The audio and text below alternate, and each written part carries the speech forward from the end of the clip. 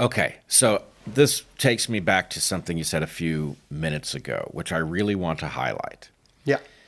The there is the what you discovered where you have a BLM activist and a Proud Boy discovering that they have a great deal in common, that there are things they disagree over, but actually bonding over the number of things that ought to unite them, is, I think, the big hidden story here. That in some sense we are fiercely divided so that we will not be fiercely united. Right? And this is why I started the unity movement. This is exactly the danger I saw coming out of this election. And the idea is there is a general sense of frustration at basically the public being frozen out of the well-being that is generated by our system, increasingly systematically frozen out by a pervasive culture of corruption, much of which is legal. And so the point is, if you have a legal culture of corruption that causes the government to do the bidding of those who can pay to have their bidding done at the expense of the public, it will create massive unrest and distrust.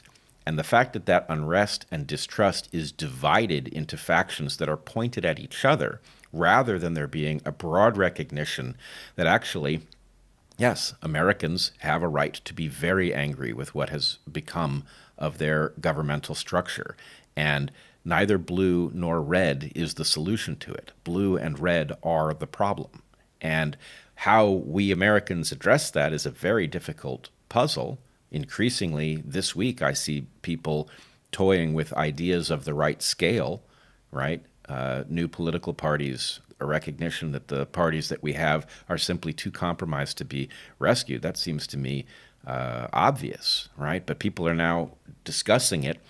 And so, in any case, what I want to point out is that you're committing a kind of physical heresy by moving between these camps and listening to them both, because what you're going to find, what you are finding, what I'm finding by being someone from what I would say is the far left, not the far left that's in the street, but I come from a very left perspective, and I talk to all kinds of people on the right who are not what I was led to believe they would be, right? Yeah, same. So that discovery is